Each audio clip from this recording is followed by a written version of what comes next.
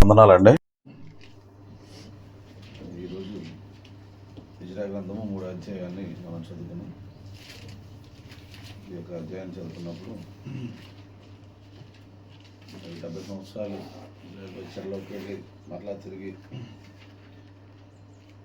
ప్రభు మరలా వారిని చెరలో నుంచి బయటకు తీసుకురావడం అనేది మనం 2 అధ్యాయాలు చూసుకున్నాం. కోరేషను ప్రేరేపించి దేవుడు మరి అక్కడ ఉన్న వాళ్ళందరినీ కూడా స్వచ్ఛతంగా రమ్మన్నప్పుడు మరి కొంతమంది వచ్చారు, కొంతమంది రాలేదు. మరి వచ్చిన వారు మరి ఏ విధంగా ఉన్నారని చూస్తే, మొదటి వచనంలో చూస్తే 7వ నెలలో ఇజ్రాయేల్ తమ పట్టణంలోనికి వచ్చిన తర్వాత జనులు ఏక మనసు కలిగిన వారు యెరూషలేములో కూడి, వీరందరూ కూడా మరి వచ్చిన వారందరూ కూడా నిజంగా మందిరం కొరకు వీరందరూ వచ్చినట్లుగా మనం చూస్తున్నాం. ఎందుకంటే వీరందరూ కూడా రమ్మన్నప్పుడు మరి వాళ్ళు ఆల్రెడీ నేను చదువుకున్నాం, వాళ్ళందరికీ ఇళ్ళు ఉన్నాయని, వాళ్ళందరికీ మరి పంట భూములు ఉన్నాయి, అన్నీ కూడా బాగానే ఉన్నారు. అయినా సరే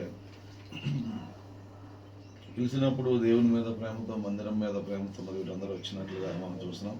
తర్వాత ఏక మనసు కలిగిన వారు యెరూషలేములో, వీళ్ళందరూ కూడా ఏక మనసు కలిగి మరి ఇక్కడ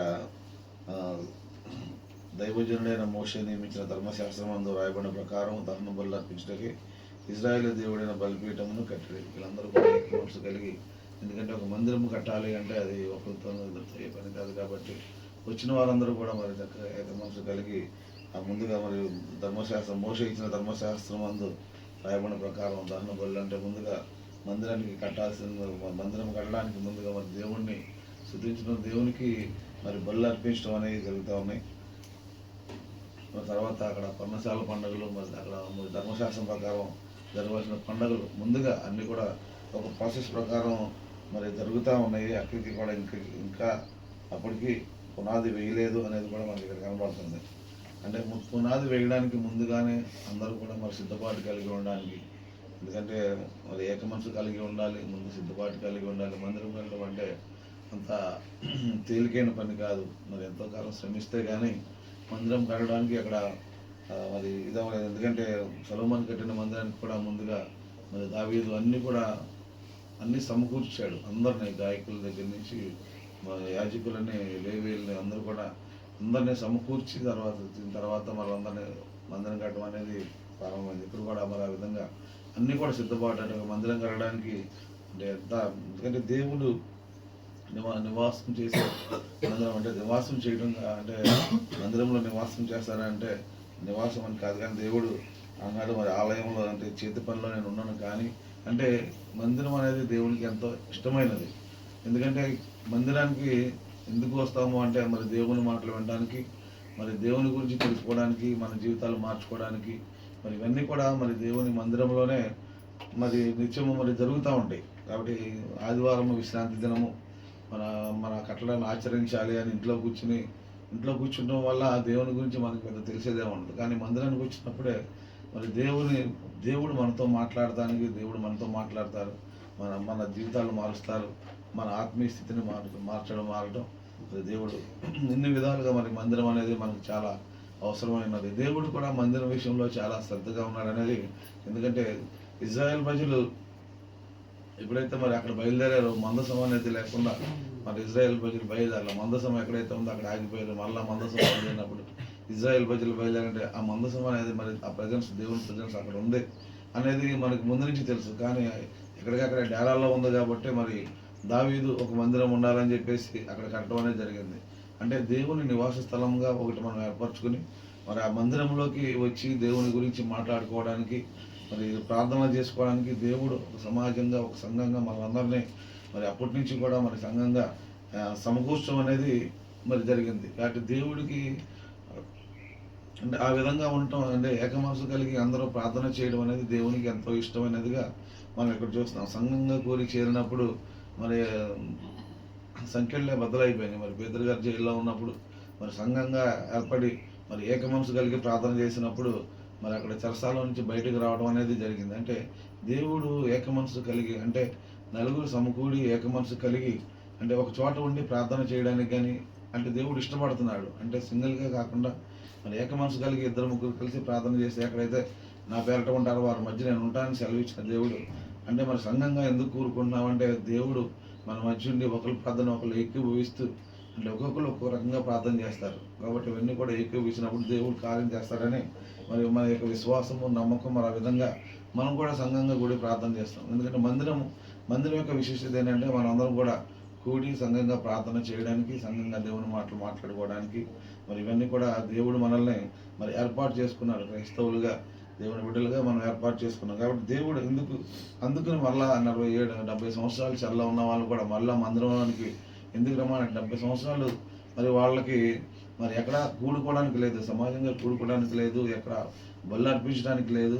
ఎందుకంటే మందిరంలో ఉన్న సామాగ్రి అంతా నెబుకద్నెజర్ తీసుకొచ్చి ఆయన యొక్క మరి విగ్రహాల దగ్గర పెట్టేసుకున్న పరిస్థితిలో మరి 70 సంవత్సరాలు మరి ఏ పరిస్థితి లేని పరిస్థితుల్లో, అంటే ఏ బలులు లేని పరిస్థితుల్లో మరి జనాలు కూడా దేవుణ్ణి కాకుండా ఇతర దేవతల వైపు తిరిగిన పరిస్థితుల్లో దేవుడు మళ్ళీ వీళ్ళందరినీ కూడా సమకూర్చుకుని, ఎందుకంటే ఒక మందిరం అనేది ఉంటే తప్పకుండా మళ్ళీ జనులు అందరూ మందిరంలోకి వచ్చి మళ్ళీ దేవుని స్తుతించడం, దేవుని తెలుసుకోవడం, ఆరాధించడం అనేది జరుగుతుంది. కాబట్టి దేవుడు మరి ఆ విధంగా మళ్ళీ మందిరాన్ని కట్టడానికి మళ్ళీ పూనుకున్నట్లుగా మరి ఈ అధ్యాయం తెలుస్తుంది. ఎందుకంటే మందిరం అనేది మరి దేవుడు కోరుకుంటున్నారు. ఎందుకంటే ఆ మందిరంలో నిత్యము కూడా మరి ప్రార్థనలు జరుగుతాయి, నిత్యం కూడా బలులు అర్పిస్తూ ఉంటారు. కాబట్టి దేవుడు మరి ఆ విషయాన్ని కోరుకున్నాడు. ఎందుకంటే ఈ యొక్క అధ్యాయం చదువుతున్నప్పుడు నాకు అర్థమైంది. ఎందుకంటే ఈ పాత నిబంధనలో మందిరం కట్టుకున్నప్పుడు మందిరంలో మరి వాళ్ళందరూ కూడా మరి ఈ విధంగా బలులు అర్పించారు, కృతజ్ఞతలు చెప్పారు, నిరంతరము మరి దేవుని కృప మాతో ఉండాలని కూడా ఎప్పుడు కూడా వాళ్ళు స్తుతులు స్తోత్రాలు అర్పించారు. మరి ఒక ఆఖరి 2 వచనాలు చూసినప్పుడు మరి యాజకులు, లేవీయుల కుటుంబంలో ప్రధానులు, వృద్ధులు అనేకులు ఇప్పుడు వేయబడిన ఈ మందిరం యొక్క పునాదిని చూసి గొప్ప శబ్దంతో ఏడ్చిరి. అయితే మరి అనేకులు సంతోషం చేత బహుగా ఆర్చిరి. ఏది సంతోష శబ్దమో ఏది దుఃఖ శబ్దమో జనులు తెలుసుకొని లేకపోయారు. కాబట్టి వీళ్ళందరూ కూడా ఎందుకంటే 70 సంవత్సరాలు పైబడిన వాళ్ళు, అంటే ముందుగా అంటే మందిరాల్లో అనుభవం ఉన్న వాళ్ళు మరి మళ్ళా మందిరం కడుతున్నామన్న ఆనందం మరి వీళ్ళలో కనబడుతుంది. అంటే మళ్ళా దేవుని స్తుతించడానికి అవకాశం వచ్చింది, మళ్ళా దేవుణ్ణి ఆరాధించడానికి అవకాశం వచ్చింది. కాబట్టి మళ్ళీ వీళ్ళందరూ కూడా ఆ యొక్క దుఃఖ శబ్దము మరి లేకపోతే సంతోష శబ్దము, అంటే నిజంగా అంటే అదొక అంటే ఆనందము దుఃఖము రెండు కూడా వచ్చి ఎందుకంటే మందిరం కడుతున్నామనే సంతోషము ఇప్పటివరకు లేదన్న దుఃఖము బహుశా నేను అనుకుంటాం. మరి అంటే కట్టున్నామన్న ఆనందము, ఇంతకాలం ఈ చెరలో ఉన్నామన్న దుఃఖము రెండు కలిపి మరి నిజంగా వాళ్ళు ఆ యొక్క సంతోషాన్ని గట్టిగా అరవడం అనేది ఇక్కడ జరుగుతుందనేది చూసాను. ఎందుకంటే మందిరం అనేది ఈరోజు మరి ఎంతో అవసరమైనది ప్రజలకు. ఎందుకంటే కోత విస్తారంగా ఉంది, పనివారు తక్కువగా ఉన్నారని మరి వాక్యంలో మనం చూస్తూ ఉన్నాం. కాబట్టి అనేక మంది జనాలు ఉన్నారు, ప్రభు తెలియని జనాలు ఉన్నారు. కాబట్టి మందిరాలు ఉన్నప్పుడే, మందిరం మరి కట్టబడినప్పుడో లేకపోతే స్వార్థ ప్రకటించినప్పుడే ప్రభువుని గురించి తెలుసుకుంటారు. కాబట్టి ఆ విధంగా మరి దేవుడు కూడా మందిరం విషయంలో చాలా మరి శ్రద్ధ కలిగి ఉన్నాడనేది మనకు అర్థమవుతుంది. మనం కూడా మరి 7 సంవత్సరాలుగా మరి యొక్క రూమ్లోనే మనం కూడుకుంటున్నాం. కానీ మరి దేవుడు మన మొర ఆలకించారు, మనకు ఒక మందిరాన్ని దేవుడు మరి ఏర్పాటు చేస్తానంటే అది మరి దేవుడు అది కోరుకున్నదే కానీ మన ఆలోచన బట్టి అయితే కాదు. ఎందుకంటే ఎప్పటి నుంచో ప్రార్థన చేస్తున్నాం ఒక మందిరం కావాలని. మరి అయితే మనం ప్రార్థన చేయకుండా అయితే దేవుడు ఇవ్వట్లేదు, కానీ ప్రార్థన చేసాము, అందరూ కూడా ప్రార్థన చేశారు. కాబట్టి దేవుడు ఈరోజు మరి ఆ ద్వారాలు తెరిచారనేది మనకు అర్థమవుతుంది. ఎందుకంటే దేవునికి ఇష్టమైన పని జరిగినప్పుడు అంటే ఒక మందిరం అనేది చాలా అవసరం. మరి మందిరం గురించి ఎందుకంటే ప్రభు మరి తెలియజేసిన మాట, ఎందుకంటే ఈ రోజుల్లో మందిరాలు చూసినప్పుడు చాలా ఇబ్బందికరంగా ఉన్నాయని మరి ఈ యొక్క అధ్యాయం ధ్యానిస్తున్నప్పుడు అర్థమవుతుంది. ఎందుకంటే చాలామంది మందిరానికి ఒక ప్యాషన్ పీరియడ్గా వస్తున్నారని, కొంతమంది ఏదో ఆదివారం పూట వచ్చి వెళ్తున్నారు, కొంతమంది సంఘాన్ని బట్టి ఉన్నారు. అసలు నిజమైన దేవుణ్ణి ఆరాధించడానికి ఆ సమయాన్ని కూడా మరి దేవునికి ఇవ్వలేని పరిస్థితులు మరి ఈరోజు సంఘాల్లో కనబడుతున్నాయి. ఎందుకంటే ఏదో టైంకి వస్తూ ఉంటారు, ఏదో టైంకి వెళ్తూ ఉంటారు. అంటే మన మందిరం గురించి చెప్పట్లేదు, కానీ లోకంలో జరుగుతున్న ఈ యొక్క పనులు అంటే మందిరాలు చూసినప్పుడు మరి వాళ్ళ మాటలు చూసినప్పుడు, వాళ్ళతో మనం ఇంటరాక్ట్ అయినప్పుడు, మరి వాళ్ళు మాట్లాడిన మాటలు విన్నప్పుడు నిజంగానే అంటే అనేక మంది ఉంటారు, కొన్ని వేల మంది చర్చెస్లో ఉన్నారు. కానీ వాళ్ళకి ఎవరు కూడా మరి ఈ విధంగా ఒక దేవుని భయం అనేది ఉండదు, లేకపోతే టైంకి వెళ్ళాలి టైంకి రావాలని ఉండదు. కొంతమంది అయితే గబగబా వచ్చేసి ఆ యొక్క సంసార ఆరాధనలో పాల్గొంటే చాలు, పాల్గొనేసి వెళ్ళిపోయే వాళ్ళు ఉంటారు. అసలు ఆ టైంకి వచ్చి సరాసరి స్ట్రైట్గా వచ్చేసి సంసారాధన తీసుకునే వాళ్ళు కూడా సంఘాల్లో చాలామంది ఉన్నారు. అంటే దేవుడు ఎన్ని చూసినప్పుడు చాలా బాధపడుతున్నట్టుగా నాకు అనిపించింది. ఎందుకంటే ఈ యొక్క అధ్యాయం గురించి ప్రార్థన చేసినప్పుడు అంటే మందిరం అనేది ఎలా ఉండాలి అనేది ఇక్కడ, ఎందుకంటే వీళ్ళందరూ కూడా ఎంతో బాధతో, ఎంతో సంతోషంతో, ఎంతో దుఃఖంతో, లేదని దుఃఖము, కట్టుకుంటున్నామని ఆనందము. ఎందుకంటే 70 సంవత్సరాలు దేవుడు లేని ఆ యొక్క జీవితాన్ని వాళ్ళు చూశారు కాబట్టి ఆ యొక్క ఆనందం, సంతోషం. కాబట్టి ఈరోజు మనకు అన్నీ ఉన్నా కానీ దేవుడిని ఎంతో నెగ్లెక్ట్ చేసినట్టుగా మనకి ఇక్కడ అర్థమవుతుంది నిజంగానే. ఎందుకంటే దేవుడు మనతో ఉండాలని ఎప్పుడూ కోరుకున్నాడు. ఆయన ఇంటి పనివారమై ఉన్నాము, ఆయన ఆయన మనలో ఉండటానికి, ఆయన దేవాలయం ఉన్నామని ప్రభు మనతో చెప్తున్నప్పుడు మరి మనము మన మందిరాలు ఎలా ఉండాలి అని ఈ యొక్క మాటల్లో మరి ఈ యొక్క అధ్యాయం చదువుతున్నప్పుడు, ధ్యానిస్తున్నప్పుడు అర్థమైంది. కాబట్టి చాలా మరి ఈ రోజుల్లో ఎందుకంటే శత్రువు చాలా ముసుగు వేసేసి ఉంది సంఘాల మీద. అంటే ఎక్కడ ఏం మరి దేవుడు అంటున్నాడు, ఆలయంలో వ్యాపారం చేసేవాళ్ళని చూసినప్పుడు దేవుడు ఎంతగా బాధపడ్డాడు. ఎందుకంటే ఆ పరిశుద్ధత ఆ ఆలయంలో మరి అక్కడ జరుగుతున్నప్పుడు ఆ పరిశుద్ధత అనేది కోల్పోతారు. కాబట్టి ఇప్పుడున్న సంఘాల్లో కూడా మరి ఆ పరిశుద్ధతను దేవుడు కోరుకుంటున్నాడు. ఎందుకంటే మందిరాలు వ్యాపార నిలయంగా ఉండకూడదు.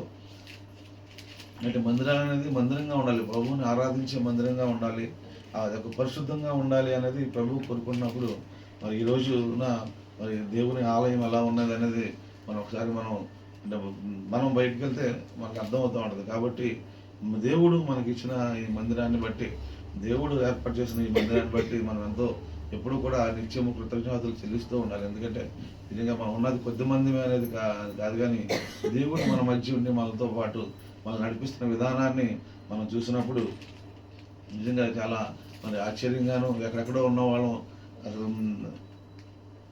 ఎక్కడి నుంచో నిజంగా నా జీవితం నేను చూస్తున్నప్పుడు నేను ఏ రోజు కూడా మరి ఈ విధంగా బైబిల్ చదువుతామని కానీ, వాక్యం చెప్పడానికి కానీ నేను అంటే ఆలోచనలో కూడా లేదు నాకు. ఎందుకంటే చర్చికి వెళ్ళడం రావటం, కనీసం ప్రార్థన కూడా చేయలేని వాడిని. మరి అలాంటిది మరి ఈ రోజున ఈ విధంగా మరి నుంచోబెడతాం అంటే అది కేవలం దేవుని కృప తప్ప ఏమీ లేదు. అది దేవుడు మరి ఏర్పరచుకున్నారు అంటే అది అప్పుడప్పుడు నాకే ఆశ్చర్యం. ఇప్పుడు కూడా కొంతమంది అంటారు, నువ్వేంట్రా అనే మాట చాలామంది అంటారు. అది దేవుని దయ. కొంతమంది అంటారు, ఏంటి నువ్వు కావాలని వెళ్ళిపోయావా, ఏంటి దశంభాగాల కోసం వెళ్ళావా అని ఎగతాలు చేసేవాళ్ళు కూడా ఇప్పటికీ ఉన్నారు. కానీ నిజంగా దేవుడు పిలిచాడు, నేను వెళ్ళానంటే నమ్మేవాళ్ళు చాలామంది చాలా తక్కువ. మరి ఆ విధంగా మరి దేవుడు పిలుచుకుని మరి ఈరోజు నిలబడడానికి మరి దేవుడు సహాయం చేస్తాడనేది కేవలం మరి అది దేవుని కృప. ఎందుకంటే ఆయన మందిరంలో నిత్యము ఆయన మందిరాన్ని ప్రేమించేవాళ్ళు కావాలి, ఆయన ప్రేమించేవాళ్ళు దేవునికి కావాలి. కాబట్టి ఆయన ప్రేమను రుచి చూసి ఎరగాలి అంటే మరి అది దేని బట్టి అంటే వాక్యం ద్వారానే. ఎందుకంటే వాక్యం నేను ఒకరోజు నేను వాక్యం విన్నప్పుడే నాకు తెలియకుండానే ఆ వాక్యానికి నేను లోబడటం అనేది జరిగింది. ఆ లోబడినప్పుడు నాలో కొన్ని భయాలు పోవటం, మరి దాన్ని బట్టి నేను ఈరోజు మరి ఆ భయాలు పోయినప్పుడు మరి దేవుడు మనలోకి నిలబెట్టడం అనేది జరిగింది. కాబట్టి వాక్యం మనల్ని ఎంతగా సరిచేస్తుంది, ఎంతగా మనం మారుస్తుంది అనేది మనకు ఇవన్నీ కూడా దేనికంటే సమాజంగా కూడినప్పుడు, దేవుణ్ణి ఆరాధించినప్పుడు, దేవుని మందిరాన్ని మనం కనపరిచినప్పుడు తప్పకుండా దేవుడు ఈ విధంగా చేస్తాడు. ఎందుకంటే ఎఫ్ఎస్సీ రాసిన పత్రిక 1వ అధ్యాయము ఆఖరి 2వ వచనాలు చూద్దామండి. మరియు సమస్తమును ఆయన పాదముల క్రింద ఉంచి సమస్తము పైని ఆయన సంఘములకు శిరస్సుగా నియమించింది. ఆ సంఘము ఆయన శరీరము, సమస్తమును పూర్తిగా నింపుచున్న వాని సంపూర్ణత అయ్యింది. సంఘము ఆయన శరీరము, ఆయనను సంఘము శిరస్సుగా ఉన్నాడు. ఆయన సంఘము ఆయన శరీరము సమస్తము పూర్తిగా నింపుచున్న వాని సంపూర్ణత ఉన్నది. కాబట్టి సంఘం గురించి దేవుడు చెప్తున్న మాట ఏంటంటే అది సంఘానికి ఆయన శిరస్సుగా ఉన్నాడు. కాబట్టి సంఘము ఆయన శరీరము, సంఘము ఆయన శిరస్సుగా ఉన్నాడని తెలియజేస్తుంది. సంఘము అంటే వాడి అర్థం ఏంటంటే ఇక్కడ గ్రీక్లో ఎక్స్క్లిషియా అని ఒక పదం ఉందండి. అంటే దానికి అర్థం ఏంటంటే బయటకు పిలువబడిన, అంటే లోకంలో నుంచి బయటకు పిలువబడిన, అంటే సంఘంగా కూడుకోవడం అంటే మరి లోకంలో నుంచి బయటకు పిలువబడిన వాళ్ళు అని మరి ఒక సంఘంగా, అంటే వీళ్ళందరూ కూడా ఒక సంఘంగా ఏర్పడి మరి దేవుని స్తుతించే వారు, లోకాన్ని విడిచి దేవుని వైపు తిరిగిన వాళ్ళని మరి సంఘంగా కూడుకుంటారు అనేది ఇక్కడ వాక్యం సెలవిస్తుంది. ఎందుకంటే పేతురు గారు మరి ఎప్పుడైతే వాక్యాన్ని బోధించారో అనేక మంది బయటకు వచ్చి సంఘంగా కూడి, సంఘం కూడి అనేక మంది అక్కడ బాప్తిసం పొందడం అనేది జరిగింది. అంటే దేవుని మాటలు విన్న తర్వాత వాళ్ళందరూ కూడా మరి ఆ విధంగా మరి ఒకసారి 3,000 మంది బాప్తీసం పొంది ఇంటంట రొట్టె విడిచారని వాక్యంలో చూస్తాం. ఎందుకంటే దేవుని గురించి తెలుసుకోవాలంటే ఒక చిన్న సంఘం అనేది ఎంత అవసరమైనదని మరి వాక్యం చూస్తున్నాం. ఎందుకంటే మరి సంఘం అంటే ఏక మనసు కలిగి ఉండాలి. ఎందుకంటే అపోస్తుల కార్యాలు 2వ అధ్యాయం మనం చూసినప్పుడు అక్కడ అందరూ కూడా ఏక మనసు కలిగి ప్రార్థన చేసినప్పుడు దేవుని ప్రసన్నతను అక్కడ దిగింది. అందరూ కూడా ఆత్మచేత నింపబడ్డారు. అందరూ కూడా మరి అన్య భాషలు మాట్లాడారు. అందరూ కూడా మరి దేవుణ్ణి మరి చూడగలిగారు. దేవుణ్ణి పొందుకుంటాం అనేది మనం అక్కడ చూస్తున్నాం. కాబట్టి సంఘానికి దేవుడు అందుకనే మరి ఏక మనసు కలిగి ప్రార్థన చేసినప్పుడు దేవుని ఆత్మ కుమ్మరించబడుతుంది.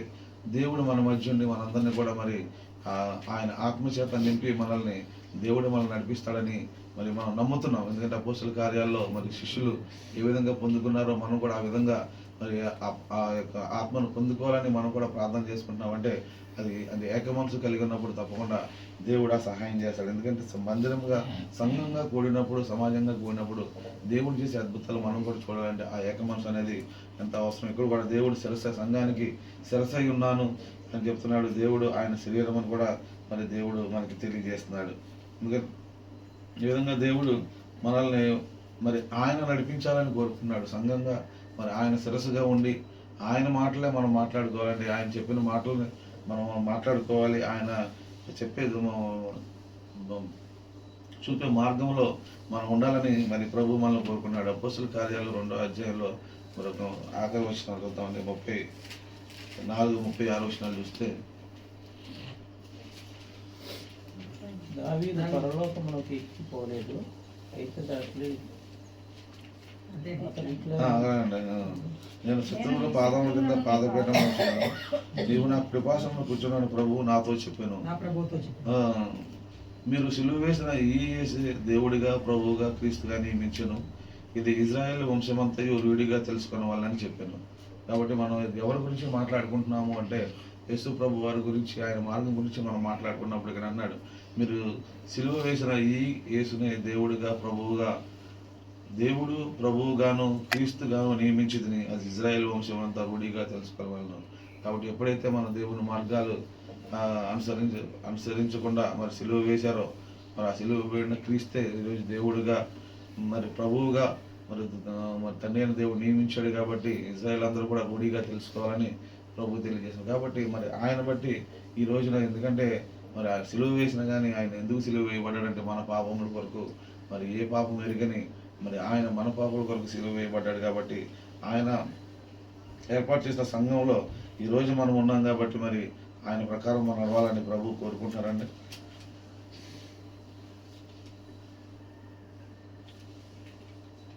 తర్వాత పత్రిక 4:15 కూడా చూసినప్పుడు, ప్రేమ కలిగి సత్యము చెబుతూ క్రీస్తు వలె ఉండటకు మనం అన్ని విషయంలో ఎదుగుదాము. అది సంఘంలోకి మరి చేరినప్పుడు మనం చూస్తే ప్రేమ కలిగి సత్యమును చెబుతూ క్రీస్తు వలె ఉండటకు మనం అన్ని విషయంలో ఎదుగుదాము. ఆయన శిరస్సై ఉన్నాడు. ఆయన నుండి సర్వశరీరము చక్కగా అమర్చబడి తనలో తను ప్రతి అవయమును తన పరిమాణము చొప్పున పని చేయుచుండగా ప్రతి కీలు వలన కలిగిన బలము చేత అతకబడి ప్రేమయందును తనకు క్షేమాభివృద్ధి కలిగినట్టు శరీరమునకు అభివృద్ధి కలుగు చేయుచున్నది. మరి ఇవన్నీ కూడా మరి దేవుడు శిరస్సై ఉన్నాడు. దేవుడు శరీరమై ఉన్నాడు అంటే ప్రతి కీలు చేత, ప్రతి నరం చేత అతకబడి ఒక శరీరంగా ఏర్పడుతుంది. కానీ మరి శరీరం మరి శిరస్సు ఒకటే కాదు కానీ సంఘానికి, ఎందుకంటే ప్రతి ఆలోచన మనకి మరి ఎక్కడి నుంచి వస్తుంది అంటే మన శిరస్సులో నుంచి మనకు వస్తుంది. ప్రతి అవయవం కూడా మరి ఒకదానికి ఒకటి అతకబడి ఉంది. మరి ప్రతిదీ కూడా మన యొక్క ఆ బ్రెయిన్లో నుంచే ప్రతి ఇది వెళ్తుంది అనేది మనం సైన్స్లో చదువుకున్నాం. కాబట్టి మరి ఆ విధంగా అన్ని పనిచేస్తేనే ఒక సంఘం అనేది మరి కరెక్ట్గా ఉంటుందని మరి వాక్యంలో చూస్తున్నాం. మరి ఆ విధంగా శరీరం అంతా కూడా మరి నరాల చేత, కీళ్ళ చేత అతకబడి ఉంది. కాబట్టి ఇప్పుడు ఆ ఫంక్షనింగ్ అంతా కూడా మనకి ఆ శిరస్సు ద్వారా మరి ఉంటుంది. కాబట్టి అందుకనే అంటున్నాడు, ప్రతి కీలు వలన కలిగిన బలము చేత అతకబడి ప్రేమయందు తన క్షమాభివృద్ధి కలిగినట్లు శరీరం నాకు అభివృద్ధి కలుగు చేయుచున్నది. కాబట్టి మన సంఘం అనే శరీరానికి కానీ, లేకపోతే మనమే క్రీస్తు మరి ఆలయమై ఉన్నాం కాబట్టి మన శరీరానికి కానీ అభివృద్ధి ఎప్పుడు కలుగుతుంది అంటే ప్రభువుని ఎప్పుడైతే మనం శిరస్సుగా ఉంచుకుంటామో, మరి సంఘానికి శిరస్సుగా, మరి మన గృహానికి శిరస్సుగా ఉన్నప్పుడు ప్రభువే మనల్ని నడిపిస్తూ మనల్ని క్షమాభివృద్ధి, ఆయన ప్రేమలో మరి ప్రేమ యందు తనకు క్షేమాభివృద్ధి కలిగినట్లు శరీరము అభివృద్ధి కలుగు చేయను. కాబట్టి ప్రేమ యందు క్షేమాభివృద్ధి, శరీరమునకు అభివృద్ధి అంటే మరి దేవుడు మనకు సరిసై ఉన్నప్పుడు శరీరానికి అభివృద్ధి అంటే మరి శరీరం కూడా అన్ని విషయాలు కూడా మరి దేవునికి సహకరించాలంటే నేను మోకరించలేను, లేకపోతే నేను ప్రార్థన చేయలేను అనేది మరి ఎప్పుడు ఉంటుందంటే దేవునికి దూరమైనప్పుడు ఉంటుంది. కానీ ఇక్కడ చూసినప్పుడు దేవునికి ఎప్పుడైతే మనం అప్పచెప్పేసుకుంటామో దేవుడే మరి ఆ పనులు చేపిస్తున్నట్లుగా మనం చూస్తున్నాం.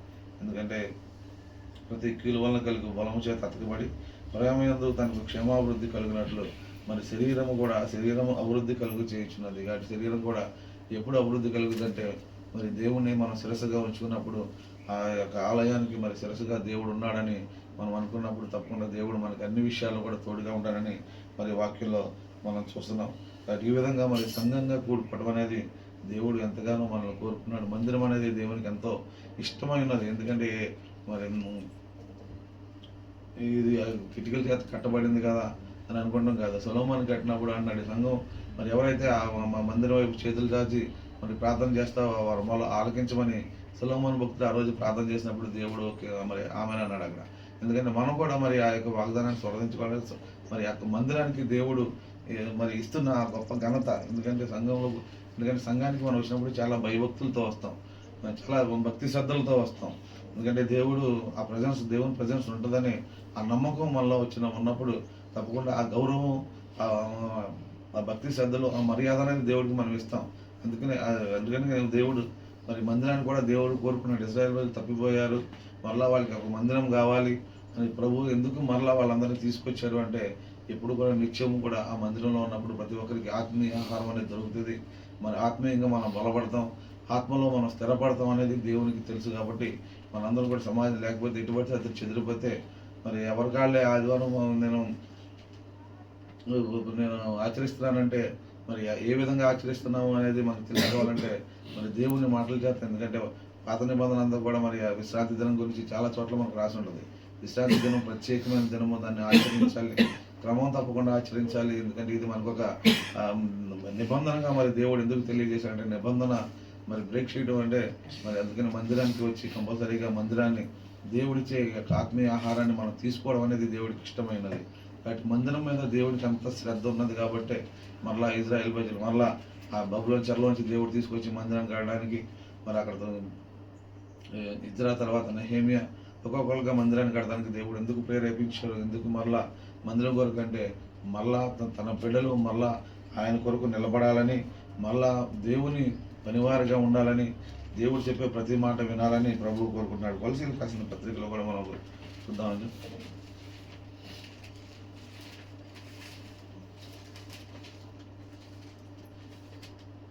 2వ అధ్యాయము 19వ వచనం చూస్తే అతి శక్తుడై దేవదూత ఆరాధన ఇచ్చ కలిగి తాను చూచిన వాటిని గూర్చి గొప్పగా చెప్పుకొనుచు తన శరీర సంబంధమైన మనస్సు వలన ఊరక ఉప్పొంగుచు శిరస్సును హత్తుకొనని వాడెవడును మీ బహుమానమును అపహరింపనీయకుడు. ఆ శిరస్సు మూలముగా సర్వ శరీరము కీళ్ల చేతను నరముల చేతను పోషించబడి అతకబడినదై దేవుని వలన కలుగు వృద్ధితో అభివృద్ధి పొందుతున్నారు. దేవుని అంటే ఆ శిరస్సు మూలముగా సర్వ శరీరము కీళ్ల చేతను నరముల చేతను పోషింపబడి అతకబడినదై దేవుని వలన కలుగు వృద్ధిలో అభివృద్ధి పొందుచున్నారు. అది ఎప్పుడంటే దేవుని శిరస్సుగా ఉన్నారు పొందుచున్నాము. దేవుని వల్ల ఎప్పుడు పొందుచున్నాము అంటే మనం ఒక శరీరంగా దేవుని శరీరంగా ఉన్నప్పుడే మనం పొందుచున్నామని వాక్యంలో మనం చూస్తున్నాం. అలాగే 1 కొరింథీయులకు రాసిన పత్రిక 12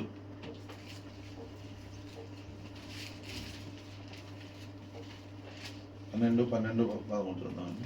ఎలాగూ ఈ శరీరము ఏకమై ఉన్నను అనేకమైన అవయవములు కలిగి ఉన్నదో, ఎలాగూ శరీరము యొక్క అవయవములన్నీ అనేకములై ఉన్నను ఒక్క శరీరమై ఉన్నవో, అలాగే క్రీస్తు ఉన్నాడు. ఎలాగనగా యూదులమైనను గ్రీసు దేశస్థులమైనను దాసులమైనను స్వతంత్రులమైనను మనమందరము ఒక్క శరీరములోనికి ఒక్క ఆత్మయందే బాప్తిస్మము పొందితిమి.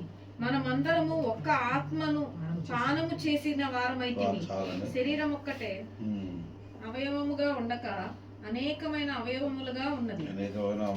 కాబట్టి ఇక్కడ కూడా మరి చూస్తున్నప్పుడు ఆయన ఏ విధంగా అందరం కూడా ఒక్క ఆత్మ అందే బాప్తీసం పొందుతుంది, మనం అందరం కూడా ఒక్క ఆత్మ అందే పానము చేసింది. కాబట్టి దేవుని మరి బాప్తీసము దేవుని ఆత్మ చేతే మరి బాప్తీసం పొందుతున్నాము. అలాగే మనం తీసుకునే మరి శరీర రక్తములు కూడా ఒక్క ఆత్మ చేత మనం తీసుకున్నాం. కాబట్టి ఇవన్నీ కూడా ఎప్పుడు జరుగుతున్నాయి అంటే సంఘంలోనే జరుగుతున్నాయి. కాబట్టి దేవుని ఆ మందిరంలో మరి మనం వచ్చినప్పుడు మరి ఈ కార్యక్రమాలన్నీ కూడా జరుగుతున్నాయి. కాబట్టి మనం అందరం కూడా మరి దేవుని యొక్క మందిరంకి వచ్చి మరి భక్తి శ్రద్ధలతో రావాలి. ఎందుకంటే దేవుడు మందిరంని ఎందుకు ప్రేమిస్తున్నాడు అంటే కేవలం మనందరం కూడా కూడుకుని దేవుని ఆరాధిస్తానికి మరి వచ్చినాం. కాబట్టి దేవుని ఈ మందిరంలోకి మరి వచ్చినప్పుడు దేవుడు తప్పకుండా మనందరం కూడా, ఎందుకంటే పూర్ణ హృదయంతో దేవుని ఆరాధించినప్పుడు తప్పకుండా దేవుడు మనందరిని ఆశీర్వదిస్తాడండి. అలాగే మత్తయి సువార్త కూడా ఒక మాట 16వ అధ్యాయంలో 18వ వచనము,